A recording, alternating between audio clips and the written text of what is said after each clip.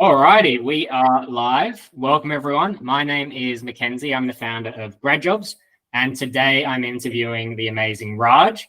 Raj came to Australia to pursue a career in mechanical engineering in 2019. A little while back, he became a student here at Grad Jobs, and recently he secured a graduate mechanical engineer job offer with SEW Eurodrive. And in this podcast, we're going to be learning about Raj's story, how he landed the job, things like that, tips and tricks.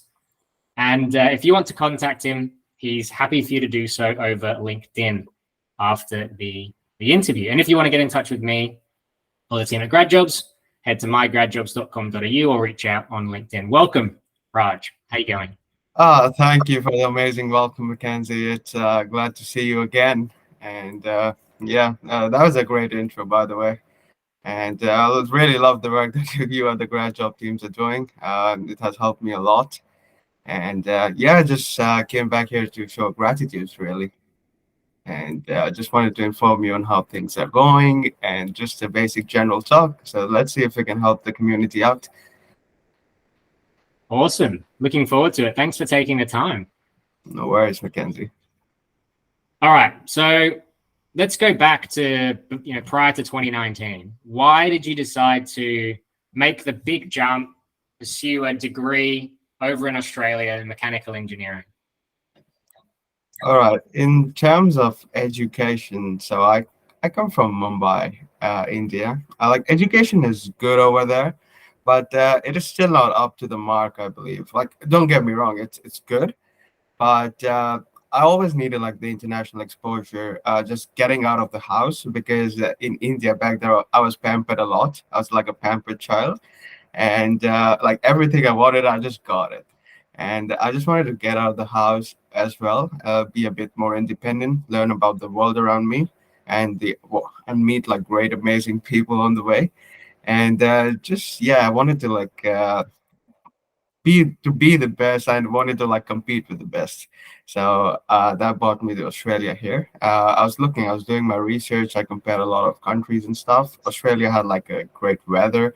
It has like great infrastructure, and education is of course it's quite high on the list. So that was a few reasons that got me here, and also just like the basic quality of life is much higher here and compared to anywhere in the world. And these are some reasons why I came to Australia. Awesome. Has it met your expectations?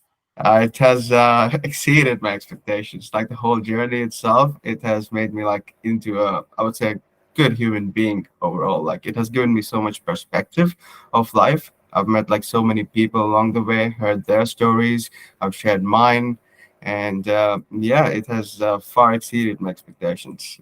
Because back then I was like a pampered child. I wouldn't even like go out of the house to the ATM, and now I've got to do everything myself. So yeah, it has exceeded expectations. Fantastic. And so we probably won't dig too much into the university stuff because we're more focused on the job search side of things. But when you came over, you would have had to get settled in with uni, get settled in with living arrangements and things like that, the new culture, the new environment. But on top of that, you then had to think about, okay, I'm getting to the end of my degree here. How do I position myself to get a good job? How was that process for you at the start, and how did it feel? Like in terms of like jobs, when I like came here initially, I just like opened LinkedIn and I was like, oh, there are so many jobs available, I'll get something. It must be super easy. But back then it wasn't that structured, or I would even like add to that by saying I wasn't in the right mindset. That was the main thing, because I just didn't know what I wanted to do as well, on top of the job market that there is. So it was pretty hard just to begin with, because if you come into a new country, you gotta get used to the customs in here. So just for a very basic example, right? Here the job market is a lot of reference focused. Like the more references you have, it gives you an edge over others. And also I think it's great to like have communication skills on top to like add to it. But overall, like the job experience was like a bit bad because I like applied for a lot of internships and stuff, which I wasn't able to secure. But there are multiple reasons for it. Back then, when I came here in 2019, like PR used to be a big factor. But when we like went into COVID and stuff, now if somebody tells me that PR is required for a job, I would just straight out like laugh at it. So yeah, there were a few things, but also I would say the main thing here was my mindset, and I just didn't knew that what I wanted to do. So yeah. Got it. So your first experience was of the job market was looking at LinkedIn, looking at all these jobs, thinking it's going to be easy, but then the harsh reality kind of sets in, and you go, "Hold on, why aren't these applications turning into interviews?" Right? Yes, that is correct. I just used to like make a lot of applications. Just I had one resume ready. It just went out everywhere, and the cover letter, just the company name would change. That's about it. And yeah, I think that was one of the key reasons that I didn't get any interviews because there weren't like any personalized or anything, or I even didn't know like how to write them properly because Australia has a different set of rules than the other parts of the world of writing resumes, how we present our application, and how we want to present ourselves as a perfect candidate for the role. Got it. And how successful were you that first time round? Was it zero interviews? Did you get some? I got a few, but they didn't like really get into any job offers. I think like I did horrendously because I suppose some I didn't even like get a phone call or something. I was like a just blatant rejection. So yeah, but there are multiple factors which we'll be discussing later on in the podcast. But yeah, just to begin with, it was pretty hard for me because I just didn't know what I was doing. Because coming to a new country, it's like everything is different. Culturally, it's different. The workplaces are much different than other parts of the world. And just for example, right, like if you look at any other part of the world right now, the remote jobs have decreased by a lot. But in Australia, we still are following the hybrid model. Like, okay, it's not 100% remote, but companies are still allowing us to like work hybrid if you want. Like you can work from home from like 2 or 3 days, and then back in the office for 2 days. So yes, in terms of that, culturally, it's very different than other parts of the world. Mm. And as you were going through applying to jobs, did it ever cross your mind to give up and throw in the towel, or were you always motivated? No, I'm not perfect. Of course, there were a lot of times like when I thought that I just had given up, but the reasons that I didn't give up was my mom, first of all. Like she always wanted to see me succeed in life, and I always say this to everyone: like all I do in her name. She always wanted to see me like well educated, well settled in life, and yeah, those were this was my like my primary strong support system that I built around me. Anything bad happens, I just used to speak to my mom, and she always used to like motivate me, just always remind me why I started, and yeah, basically. And also I've like got this competitive spirit in me. Once I like go down, I always bounce back stronger. And in terms of like, again, like there was a time where I felt like I was falling behind because just to begin with, I'll give some more context. My degree was 4 years, so the people that I knew around me would had like master degrees or something, or they were like doing PhDs or something, or they had like prior work experience. Mine was just a bachelor's degree, which was like 4 years in total. So while I was in my second or third year, the people that I knew around me already had jobs. So I had this in my mind that maybe I'm behind, maybe I'm getting behind, and I think that was a bit bad on my side because I was drawing comparisons which I shouldn't have. It's not really a comparison when I haven't even like finished my degree, and that used to like put me off at times. And after I finished my degree, there was this period of about a year, I would say, less than a year, like 6 to 8 months, where I really felt like that. Okay, I am really behind because I haven't found a job yet. And but in the end, right, like I always thought of the long term. Like I will, if I'm behind today, it's not always going to be that way. I will catch up eventually, and even like get ahead. Maybe you never know. How do you think other people watching this can develop a mentality like yours, where when you get kind of knocked down, you are motivated to get back up? Because I know a lot of people, especially a lot of international students, they'll apply to jobs, they won't get the results, they'll feel disheartened, and they'll be really gutted, and they won't have any energy left to do what you've done. So any tips? How do they build that kind of mindset? That is true. It has happened with me as well. Just like I said before, like, but first of all, we need to start with building like strong support systems around us. If things are not going well, we need to like sometimes we just all we need to do is just talk. We just need to get it out. Sometimes what happens as an international student is that sometimes we don't have the right people around us. We are like away from our family. Maybe we can't see our friends every day. So what ends up happening is that we are focusing just on work, and when you don't have a stable, reliable job, you're working odd jobs or you're working like odd hours, and it like really takes a toll on you because you see others. Oh wow, they have a full-time job. They have this holiday, they're enjoying the weekend, but I need to work that day. So in the end, right, like all you need to do, always remind yourself is why you started. Why did you start? Like you didn't start and spend like so much time and give so much of your time to this country to just fail in the end. That's not the case. That's not why we're here. So just in terms of mindset, right? Like I have a very strong willpower, but that comes from my mom. Like she is very strong, so she has made me very strong. But again, right, not everyone is the same. So we always need to know that why we started at the first place. If we know that motivation, if we define our things, if we define our goal where we want to reach, then yes, so we can take the smaller steps to get there.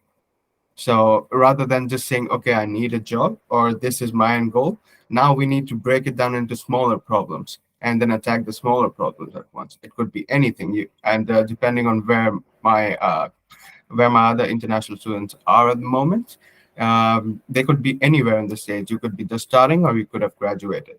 So the earlier you are, it is better. The earlier you start focusing on your career and the better you know about the job market, it is better. If you just like graduate and then start thinking about it, it's gonna be a bit of a challenge because it takes a lot of time from your visas and stuff.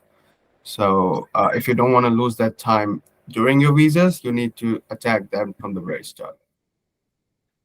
And so you mentioned remembering why you started. Hmm. And for you, so you meant at the beginning of this interview, you mentioned it was a lot of it's because of your mum. That's who you're doing this for. Is that the reason you started? Or are you talking more about the goal?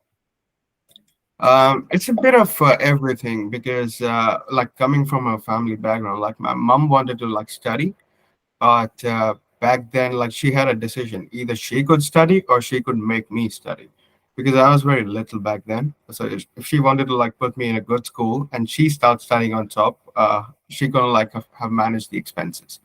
And she just made a very conscious decision of putting all that effort and time into me instead of her.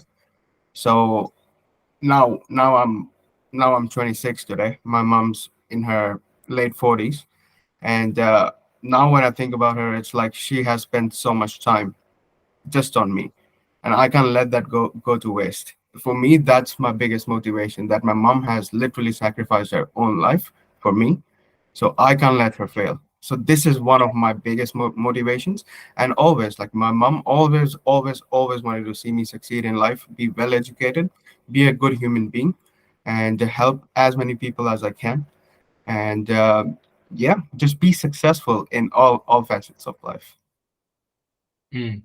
That's awesome. Yeah, I think that's a really, really good point to have like a real core why, right? Why I are you think doing? that is very important. Otherwise, there will be times when you'll think that, oh, maybe I should just give up. Because, see, the money part isn't going to motivate you. If you're thinking that you're going to get a full time job and the money is going to change, no. You can work any job and you'll make almost the same. So the money part isn't there really. Like just to begin with, if you're getting a grad role or something that's very entry level, money is not the motivation. Never. It's more about the progression that you see. It's more about like why are you doing it? Where do you want to be in your life? And yeah, in terms of success, I think that is what defines it, your mindset and how you approach things. Mm. Hmm. I might move on from there. I wanted to dig deeper, but we'd get down a rabbit hole. Okay, so just going back a sec. So you come to Australia, new life, new community, new culture, new everything. Have a crack at looking for jobs. Kind of, it knocks you back pretty hard. You're thinking, whoa, this is pretty weird. What's going on with this thing? But you keep getting back up. You don't give up because you got this big why inside of you.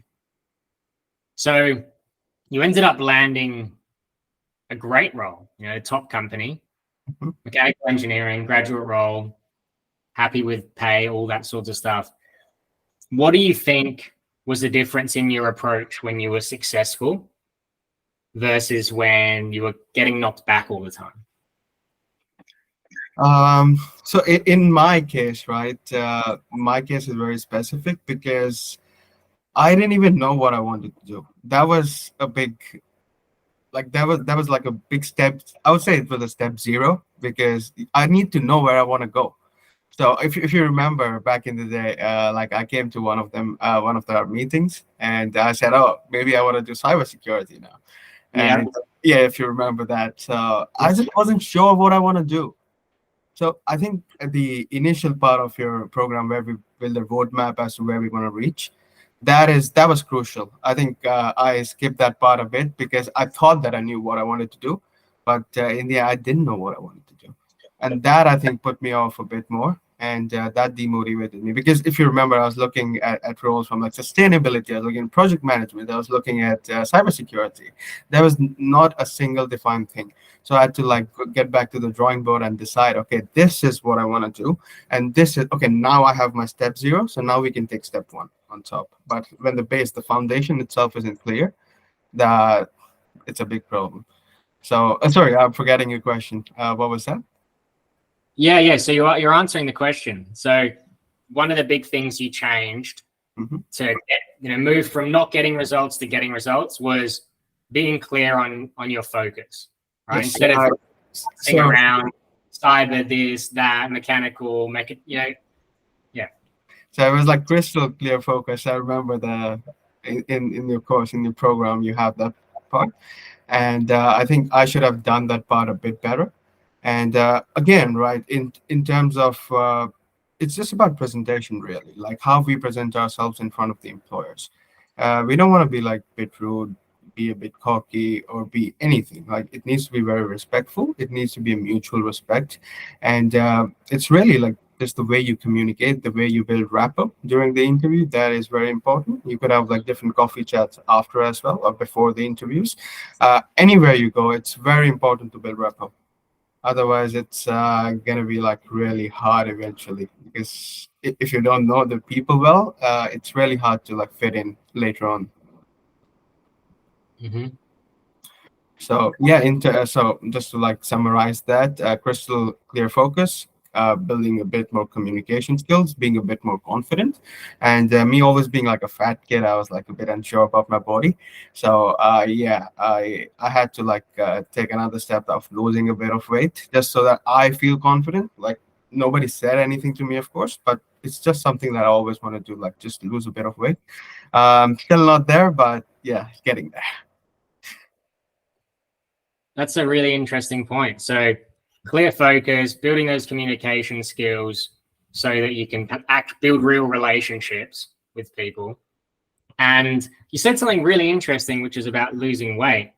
And this is something I think I've been coming to terms with more recently and maybe overlooking is, if you start with yourself, and you get your health in order, you start working out, you start losing weight, you start feeling confident in yourself, healthy in yourself. It just has so many other flow-on effects, right? Like when you go into the interview, you put on your shirt, you're feeling a bit better. That is 100% correct, Mackenzie. Like Yeah. this is so true that it gives you so much confidence. Like you're not even like distracted for even a second. What is the employer thinking about me? Oh, am I good enough? Am I looking a bit fat, or am I like looking a bit out of shape? But it's very important the way you present yourself and the way you think about yourself as well on top. So you Mhm. could be like 150 kilos, but you may be more confident than the fittest person in the room. It's just the way you see yourself. I didn't see myself as the perfect candidate in terms of that. So I need to get back to the drawing board and like, yes, we need to make some changes in here. Maybe this is the reason that I'm not getting a job. It could be. Like nobody's gonna say it to you straight up, but it could be one of the factors. Mm. Yeah, it's a really good point. And when we're helping people with landing jobs, it's often focused on, yes, like the mindset and changing your beliefs. Yes, having clear goals. Yes, the resume, the communication, the interviews. Yeah, now you've got me thinking. Maybe we should be recommending some other things as well. Definitely, Mackenzie. Like I think it all starts from within yourself. It's all about confidence, like really. The more confident you are, the more confident you're going to be in front of the employers, the better connection you're going to have with them. And it's more about like you won't fumble, right? Really, when you're not confident, you start fumbling a bit, you start thinking. But conversations or communication are always like two-way. It's not just they are speaking more than you or you're speaking more than them. It should always be two-way. Mm.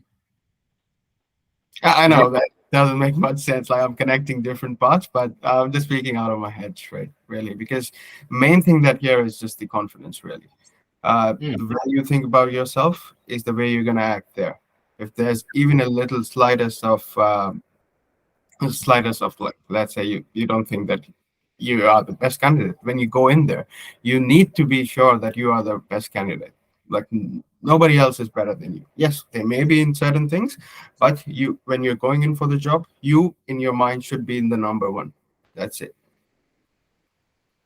Mm. You haven't even like seen the other candidates or anything, but when you're going for the interview for yourself, you need to be number one.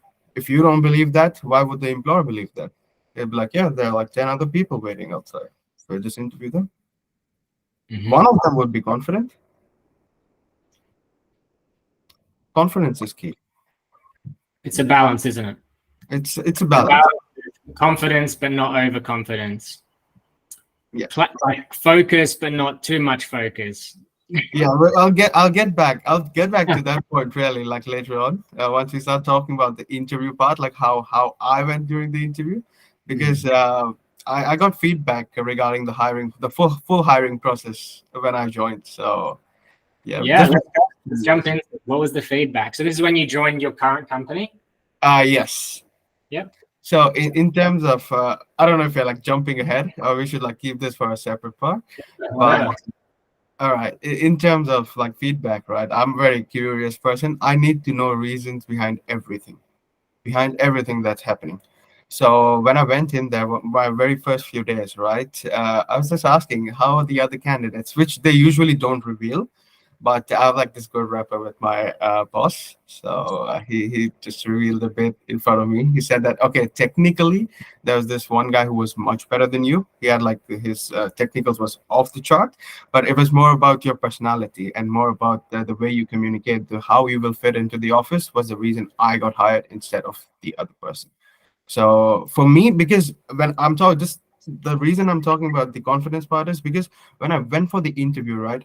For me, I was number one. I didn't tell the interview that I am number one. Don't even look at the other candidates. But I knew in the back of my mind that what I'm doing here, the strategies that I've learned from McKinsey, they are gonna work perfectly in here. Because it was just about like it was like when I met the interviewer, right? Like I felt like I knew this person from ages, like it went so well that I knew that I was gonna get the job. Mm. So it just happens. Like there is this one time, like I got like a phone call from a recruiter, Did I didn't meet any requirements for the role. I used to be like so demotivated till then, but that one phone call changed everything. The phone call literally said that, "Oh, Raj, we love your application. Sorry, we can't offer you the job. The only reason I'm calling you is to give feedback." That was the key, like feedback. And he said, "Your application is fantastic. It's one of the best that we've ever seen." So that was like the whole changing part. Like, okay, I got some confidence. Okay, I'm like, and after that, I got this one. Like, my next interview was this one. So I was already like filled with confidence that my application is good. It's great. Somebody just said it was one of the best that they've ever seen. So of course, I didn't get the job because I wasn't the right fit. But Mhm. here, I knew that I would get it because I knew in the back of my mind the conversation is going great. For I'm meeting every check mark that they're looking for, and I should be getting it. Because luckily during my interview, right, I was shown each and every parameter that they had on me. They showed me my technical. They showed me like what they're looking for and everything. So I knew, okay, I'm meeting this, I'm meeting this, I'm meeting this. Maybe a bit off here and there, but most of them were checks. So yeah. Mm, that's awesome. I know we're jumping a bit ahead in the middle. We should have talked about this a bit later, but No, it's good. It's cool. Where do we go next? So we covered communication skills, having a clear focus, building confidence, how you can work on yourself, or probably should work on yourself internally. that is key. I think working on yourself comes before, because in the end, right, it's always about value addition. Like, if anyone who's looking for a job right now, just put it in your mind that the value addition is key. Till the time we're not adding any value to the organization, we will not be hired. It's not Mhm. possible, because in the end, it's business, right? Like, that's just how capitalism works. If till the time you're valuable, you will be there. The day you're not valuable, you'll be gone. So Mhm. just value addition. Always work on how I can add the most and maximum value to my role or my organization, and how this is gonna impact the organization. If it's impacting in a positive way, great, man. Promotion after promotion. If it's not, then well, we don't talk about that. Mm. And again, it's with everything, there is a balance. Because it's like they said, the most technically brilliant guy didn't get the job, right? So I mean, theoretically, technically, he probably would add the most value. But I guess that's when you look back and say, what really is value?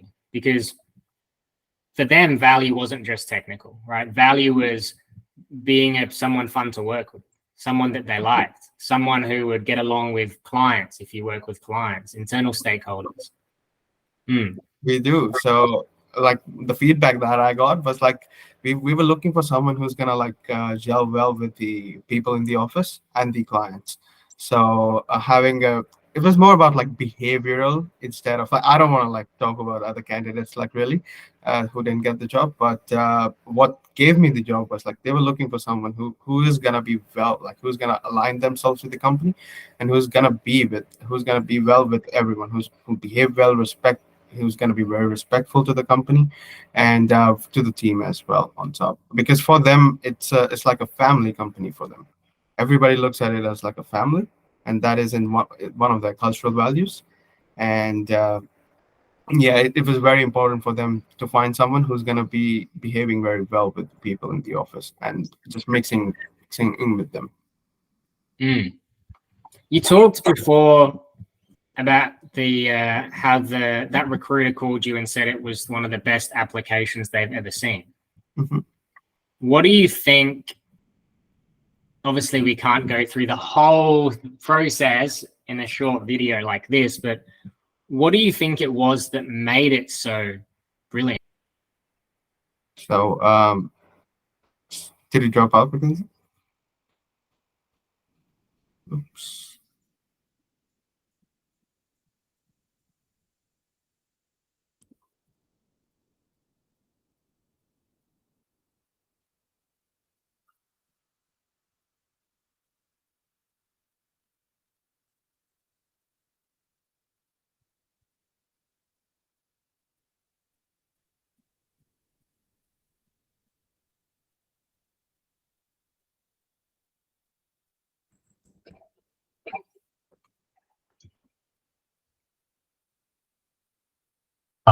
Whoops.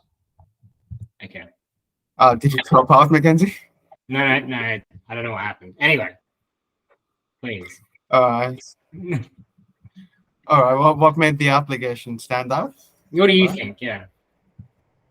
Yeah. In terms of the application, right? I would say just giving them what they want instead of writing fluff in the cover letters or your resume. It's very important to get the key. I won't say keywords, but it's like key information out of the job advertisement, because I am one of those who like to apply for jobs instead of like making my references to LinkedIn. I've told you, I've spoken about this extensively in the past, that if I get a job, I'll get it through an application instead of networking. But in terms of the application, right? If it speak in terms of resume is just a document. In the resume, right? We are never over revealing anything. We just give them what we want, what they want. That's it. Uh, The cover letter is the real thing. That's where we tell them why we want to be there. That's where we tell them, okay, this is what you're looking for. This is what we have done. This is adding this value to your organization. And I won't be diving too deep into it because that would be like revealing everything that we do here. But it's just basically all you need to do is just tell them how you're adding value, and just need to show them with facts and figures that, okay, this is what I've done. This is how I'm adding value, and this is why I want to be here. And the resume part of it is just like just giving them information as to how this relates to the role. No fluff, nothing, just pure value. Every word in there is pure value. Nothing gets written in there unless it's not adding value. That's it. I mean, if I reveal anything else, it's gonna be okay. We've said everything. Pure value. Pure value. Could you give us? I know we don't want to go too detailed, but what's for someone watching? What's like an example of like a piece of value in the resume? Like a piece of value. Okay, I'll reveal one of my secrets. Okay, this is just mine. So, right. Okay. Okay, I'll say it. Okay. So in the cover letter, right? What I do is that I tell them why I've applied as well, and that has a human touch to it. Not like any chat GPT generated anything, not an AI generated fluff. It's human based. It's literally human, triggering human emotions in you when you read that. So me, one of my things that I have written when I've secured a job is that me being a new permanent resident of South Australia, it really means a lot. The place where I call this my new home, I really want to build and add value to the economy of South Australia. That's one of the, and I see your company doing a great job at doing this. And because we like make drive systems and stuff, we're like gearboxes, so it drives the economy. So I've written in those senses. Okay, so your company drives the economy, and I want to be a cog in the wheel. So it's like that. So it's like a bit of a sarcastic human touch to it, and it like really shows them, okay, why has this person applied to the role, and it gives them my motivation to apply. And I also add like this part to the cover letter saying that what sets me apart from my peers. I have the whole section in there in my cover letter. So I think these things, when I started doing this, I started getting like amazing results. I used to like get a phone call from everywhere I applied. So you can cut this part out, Mackenzie, if you like later on. But No, that's good. That's good. I think we should give some value. I mean, we don't want to keep every single thing secret. Yeah, it's interesting, isn't it? A lot of people, I think you hit on a really good point, which is most people with the jobs, like with the whole job search, they do what they think they should be doing with no real plan, with no real reasoning behind it, right? It's like you read a normal cover letter and it's literally just words. What are you trying to say? Pretty much every cover letter I read is just, what are you trying to actually say? And as soon as you can cut through the noise and go, hold on a minute, why am I even writing this cover letter? Exactly. That is the key. And what's the goal of the cover letter? Really, it's just to make sure they give you an interview. So how do you get them to give you an interview? Well, why would they give you an interview? Well, and you just kind of work back and go, well, these are the three kind of reasons why they'll give me an interview. Let's cover them. Right? It's all covered in the crystal clear version. It's all covered in there. It's just that you need to apply these as yourself as well. So once, like, let's say if somebody was to join your program and they were to do the initial, the mindset building stage well, like, you don't even need to tell them, okay, like for me, example, right? I didn't reach out to you as often as I should have. There were times that I should have, but I didn't feel that I needed the help, because what the thing was, like, I knew already what I wanted to do when I had my foundation step, which I called the step 0 earlier in the podcast. But once I knew that, it was pretty much not a walk in the park. Of course, it was a bit hard, but the key thing for me was when I got the feedback, the phone call. That was the main thing for me. Once somebody tells you, it's literally validating your work. Okay, that I've done this and I've gotten a good result out of it. Somebody called me, even though I didn't meet any requirement for the role. I got a phone call saying that, and he even mentioned that the only reason I've called you is just to appreciate your application, nothing else.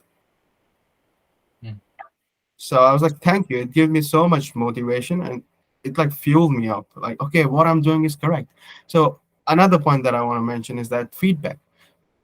We often don't get feedback if you're applying online or something in that domain, right? Like, getting feedback is really hard. But I would recommend people getting as much feedback as possible on their applications. Even if it's a rejection, get feedback. If you made it to the job, get feedback, what you did right. It's important to know both, that what I did right and also what I did wrong, because this is very hard in terms of, I know that it's very hard to get feedback, like personalized feedback, but try to get from as many positions as possible, or as many jobs as possible. Feedback is key. Till the time we cannot improve. So let's say if we don't have feedback, they can always come to you for feedback. It's important to get it reviewed by a third person, always, because for you it may be, okay, this is perfect, but another person can see flaws in it. Okay, no, this isn't correct, maybe this isn't adding value to it. Maybe you can remove this part, you should add this part. But you know your clients better. That's the only reason you can give them feedback. It can't be done really by like a third person, really. Yeah, and that's a fundamental change in belief I notice with people who are successful. I mean, in any area, with job search is obviously the area we focus on here. But it's instead of it's how do they respond to what we would call failure or rejection or whatever you want to call it. Instead of going, oh no, instead of treating it like a failure, oh no, I should give up. They treat it as, oh, that didn't work. It's just feedback, right? That's all it is feedback. And a really good example I recall, I forget exactly who it was who gave this example, but they were saying, you know, when you go to the gym, you literally lift the weight until it hurts and you cannot lift it anymore, right? And if you didn't do that, you didn't actually fail, or you wouldn't grow, right? You would just be within your comfort zone and nothing would happen. There'd be no growth. You'd be exactly where you were a year ago if you just keep lifting the same weights without struggling, right?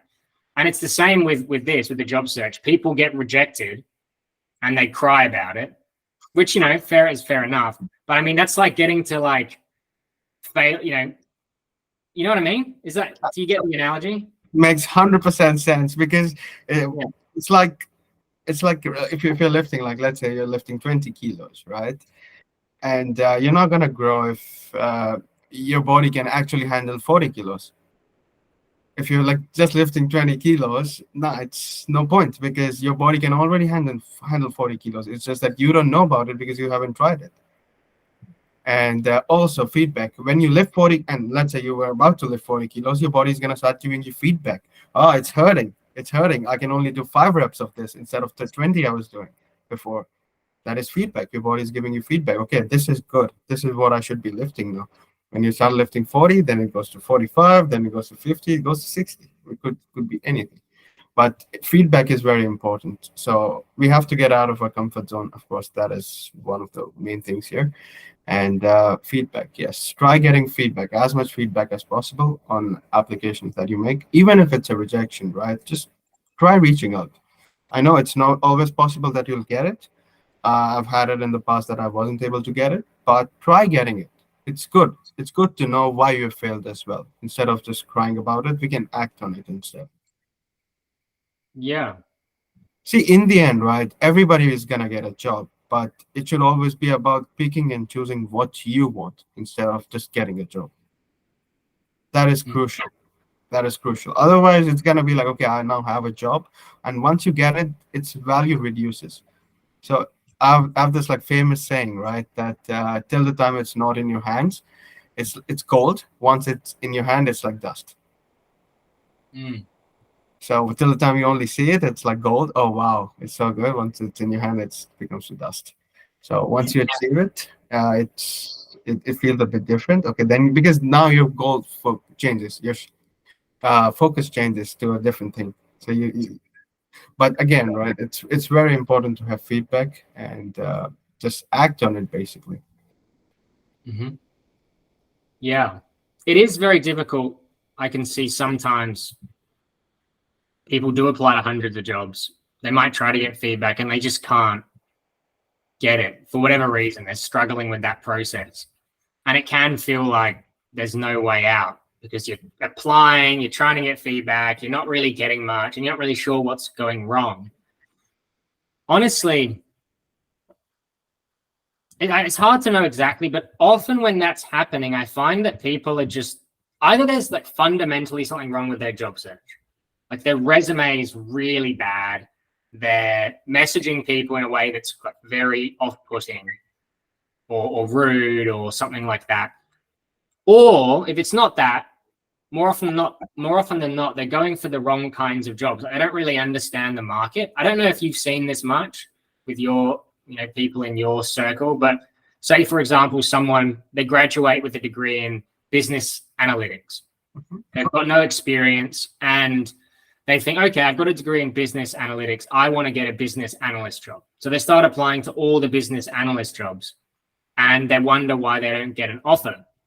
And in reality, when you actually do the research, you look at who gets these jobs. What do they actually want? You're not even close to being a good candidate. And people it's crazy. And I think that actually comes down to getting feedback, but it's almost like you can replace feedback somewhat with research. Now, I'm kind of just brainstorming with you here. So for example, say you want to get into a business analyst role, you could actually go and research, go talk to people, go look at who actually gets these jobs on LinkedIn, investigate. How did people do this? It's kind of preemptive. It's basically research, right? It's information gathering. It's a vital process. So and you can gather information through feedback or going out and seeking information prior to actually taking action. And I think a lot of people miss out on that step. Like when you were saying before, you were taking a lot of action and you were thinking about where you want to focus. It takes quite a lot of effort to just narrow that down and figure out where are you actually a good fit and where do you want to be. And a lot of people miss that. Also, I would like to add to that, like, because like out of university, right, like a lot of people have focused on just job. I just want a job. It doesn't matter. It does matter. It does matter where you work, what you do, because there will be a time, let's say you just get a job out of uni, right? You're lucky, let's say whatever happened, you just got a job straight out of uni. But if you don't like it, you're gonna start hating the place. There will be a productivity drop in you. You will see that by yourself. So rather than that, we could like make a crystal clear mindset, like a crystal clear vision that's going to tell us, okay, this is where we're going to go, and this is what we need to do to get there. And when you get there, you're going to like really like it because you already had a plan and you know what you're doing and you know what you want to do. So that's very important. Rather than just getting a job, it's important to pick a job that you like. It's very important. Yeah, 100%. I totally agree. People, yeah, it's very interesting how there's such a small number of people who actually think long term and ask themselves, what do I actually want to do in this life? And actually think about that for a second and actually create that kind of life that they want to live. Most people, I don't know if you feel the same with people you're connected with, but I feel like most people don't think about it really. They just think that they kind of look at other people around them and they go, oh, they're going for this job as an engineer, or they're going for this job, I should go for that job. And then they just try and do that thing that everyone else is doing versus actually just saying, hold on, what do I want to do? Exactly. Like I wanted to break this point earlier, but I wasn't sure if I should. Since you have already brought this up, like what I've seen is that a lot of people, right, like they want to work for the very same companies for the very same roles. So Yeah. it's like guys, once you actually go in there, there's a high chance you will not like it. You're just doing it because you're just doing it because it looks a bit fancy. It looks Yeah. okay. This is a place of power, or I've got to like flex in front of people. Doesn't matter really. Like in the end, it's all about the workplace. Like you could be a great fit for the place. Like don't get me wrong, of course, but a lot of people that I see is like I know that okay, this is a bit overboard. Like even if you want to get there, like again, right, if you want to get here, like let's say in terms of soccer analogy, right, if you want to score a goal, you can like literally kick the ball from the kickoff spot, but you don't do that. Okay, how many people can score just that kickoff? The whistle blows and you just kick it and it goes in. There is a chance, but not everyone's skilled at it. There are very few people in the world who can do that. That's why the ball is passed around. There's a build-up play. Then we go in the front. People know what they're doing. If it's gonna be a cross in, it's gonna be a header in. If we're gonna take a free kick, who's taking the free kick? There's everything. Who's my striker? Who's my winger? Who's crossing in the ball? What are our positions? Like in the end, okay, it's about scoring the goal, right? But just so what I want to say is that okay, if you want to be even want to work at the company, there's a high chance that you can't work there. So we need to analyze that why we are not being hired there. It's one of the reasons is that there are too many people for the same positions, but you can always work there later in your life if you like. Like you can build some experience, you can build great experience somewhere else, and then later on, let's say 3, 4, 5, 6, 7 years later, you get back there if that's your long-term goal. So it's very important to focus on long-term instead of like short-term. Like, okay, I didn't get it. People are like super demotivated. I didn't make it to this company, even though they have a different job. I'm like, why? Why are you so demotivated? It's I would also blame it on social media. That's one of the reasons that I've quit. Is that I don't want other people to like influence my decision making. That needs to be me. So in the end, what's gonna happen is that if I regret my decision, that was my decision. I don't blame anyone else. But if I listen to others and then make the decision, I'm just gonna keep blaming others, which I have no control over. Myself, I have control over. So and I know I will not regret it tomorrow, what I'm doing right now. So it's my own regret, it's my own destiny. I want to write it myself instead of like being influenced by others. Yeah, we could talk all day about all these different principles, but I like that one as well. Yeah, it's another. Okay, last. We can keep going, but Yeah, I think it's important to bring up that a lot of people, when they're especially in the job search, they're very quick to complain, very quick to point fingers at other things, and a lot of people do it.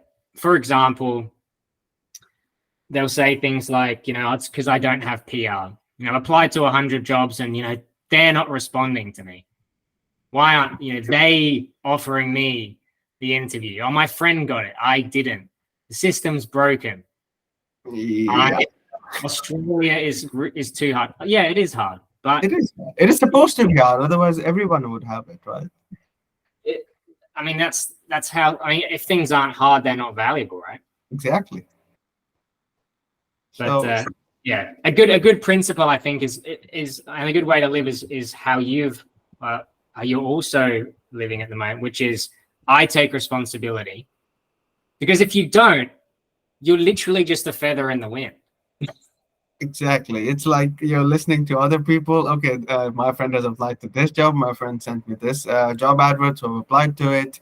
So rather than that, we can shift our focus on what we want instead of just being influenced. Okay, these are very select companies that I want to work for. No, we can broaden our horizon, right?